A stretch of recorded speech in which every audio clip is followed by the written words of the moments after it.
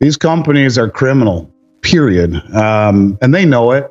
Their ownership are a bunch of chicken, you know what, because they don't ever show their face.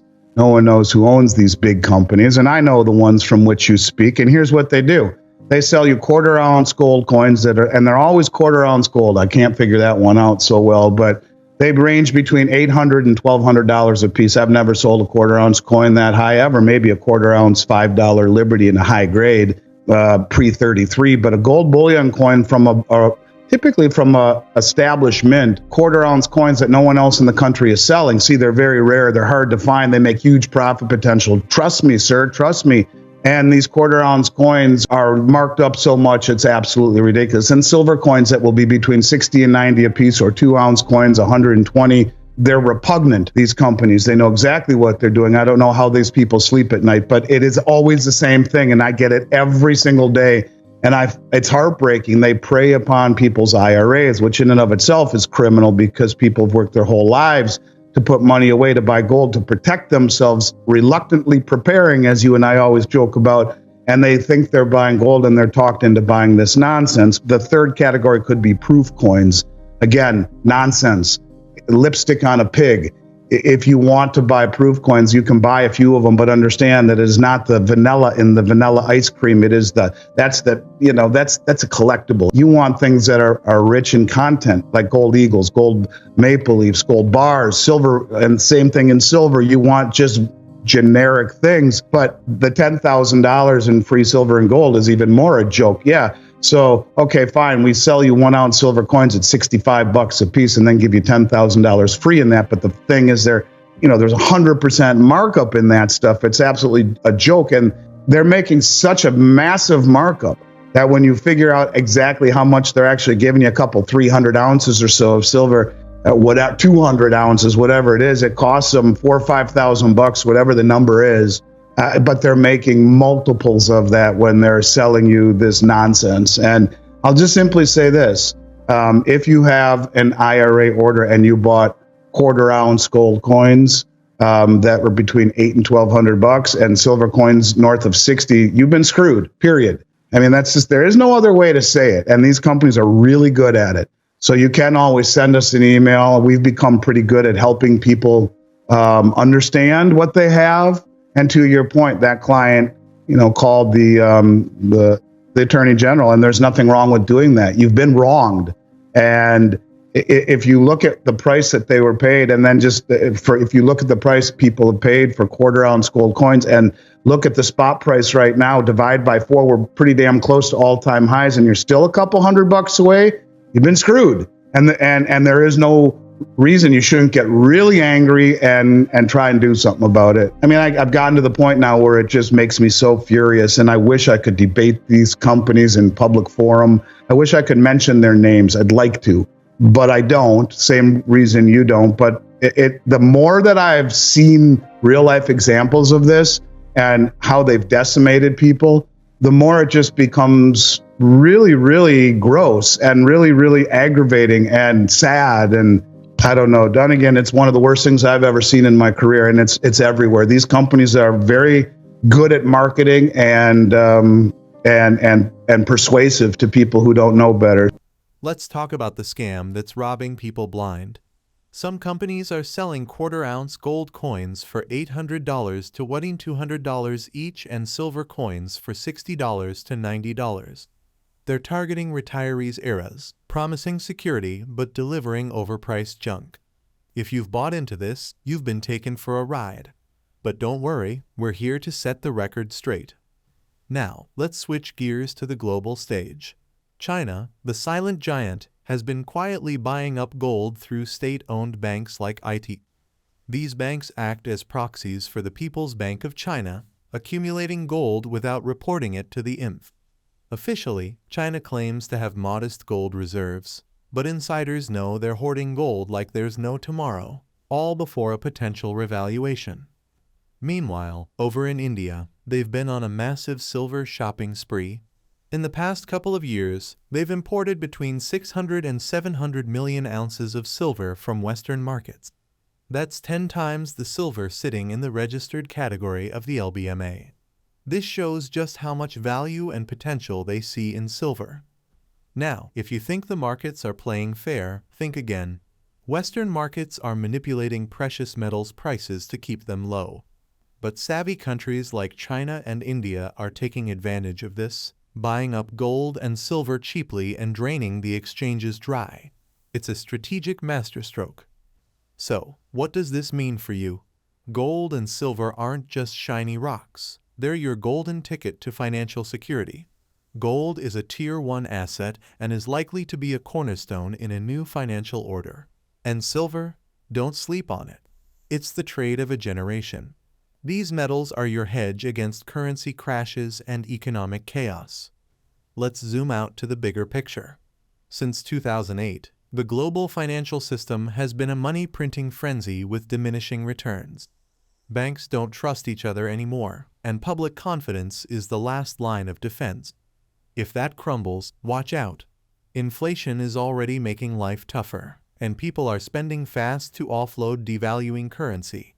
It's a classic setup for hyperinflation. As these economic dynamics unfold, the value of gold and silver becomes crystal clear. These metals are your reliable store of value in turbulent times. They offer security and stability, making them essential for any smart investor. Diversify now, safeguard your wealth, and ride the wave to long-term financial stability. I look at as complete phooey is China stopping to buy. They stopped buying gold, right? They didn't buy gold for a month, and which is a bunch of nonsense. Because look, my whole career, my entire career, everyone said the numbers that China reports as having as their gold stockpile is a lie, because it was like at 1,200 metric tons forever, and for years and years and years, never changed. Yet there are people who tell you they mine between 400 and 500 metric tons per year every year. They're the largest producer in the world and have been mining uneconomical gold forever, right? And so just that alone is massively significant. But they have entities in China that, they're not, these are banks that are not reporting to the IMF their gold holdings, like ICBC as a proxy for, which is a state-owned bank, as a proxy for the PBOC, which is accumulating gold hand over fist, dealing with the refineries in South Africa and Switzerland, not reporting it. If gold that they accumulate is under 9995 pure, they don't report it. Just like we haven't updated our numbers since 1953, they're not going to update their numbers. But it would certainly behoove them to maximize the amount of gold they get before it gets revalued, like we talked about earlier. Remember, revalued. So they're not going to tell the world, yeah, we're buying it hand over fist. In fact, let's just tell them we're not buying it. And you guys, our state-owned banks, quietly, go start buying it. We're going to tell them that we stop for a month. The prices will fall because the Western media, a bunch of idiots, and the price will fall, and we can buy some more cheap and start getting more cheap on behalf of the idiots in the West who dropped the price. What I would also say is everyone focuses on the imports of silver that India has been doing from the West, and it's massive, between 600 and 700 million ounces over the last 2.5 years from the West, right? Yeah, huge, because it's 10 times the amount of silver in the registered category. We're supposed to be told that there's 800 million ounces on the LBMA, of which only 300 million is unencumbered, 500 plus belongs to the ETFs. That's also the platform, as we've talked about, that trades 2.9 billion ounces per day. 10 times the 292 million that they post.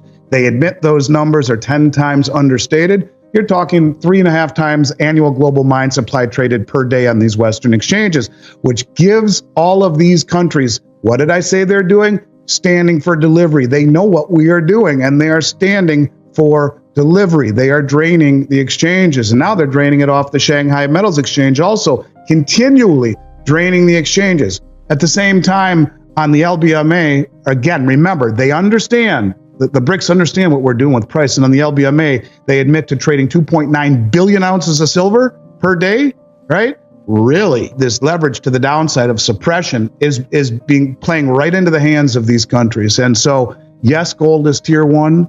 Yes, gold is being accumulated and probably will be part of a new system. But silver should not be underestimated. It is the trade of a generation. And I do think that India, with their massive accumulation of it, is proving that. So for those of you that have silver and have been less than enamored with its price movement or thinking of buying it, I don't think you'll find a better asset, period, to buy when it comes to upside potential. So again, don't do as you are being told.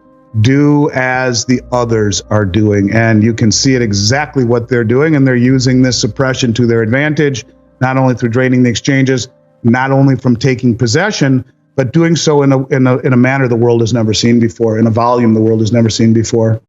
Understanding these global financial maneuvers reveals the strategic importance of gold and silver. These metals are not just ancient relics. They are strategic assets that can profoundly impact global financial stability. As nations like China and members of the BRICS consortium strategically accumulate gold, they signal a shift away from the traditional reliance on the US dollar and its associated financial instruments. This shift is evident in the increased delivery requests in the commodity markets. When countries demand physical delivery instead of paper contracts, it underscores a growing mistrust in the existing financial system. The move to hold physical gold is a hedge against potential currency devaluation and economic instability. It's a way to secure wealth that has proven reliable through centuries of financial upheavals. Take China's strategic action, for example. By purchasing the London Metals Exchange and building warehouses in China, they ensure control over base metals, critical components in industrial and technological development. Simultaneously, their significant role in the rare earth metals market gives them leverage over vital resources necessary for modern technologies. These moves are not random, but part of a coordinated effort to establish economic dominance and security. Moreover, the establishment of the BRICS Grain Exchange aims to shift power dynamics in the global grain market. By moving away from trading in US dollars, BRICS nations can protect themselves from the volatility and political risks associated with the dollar. Instead, they trade in national currencies, fostering economic resilience and stability. This approach allows them to influence prices for commodities crucial to their food security. For individual investors, these global strategies highlight the importance of diversifying into physical assets like gold and silver. As the dollar faces increasing pressure from both internal and external forces, holding these metals provides a hedge against potential economic turmoil. The historical performance of gold and silver, combined with the current macroeconomic environment, suggests that these assets will continue to appreciate in value. Consider recent predictions from major financial institutions. Bank of America forecasts gold reaching $3,000 an ounce within the next 12 to 18 months. If we apply the historical gold-silver ratio, this puts silver at approximately $71 per ounce.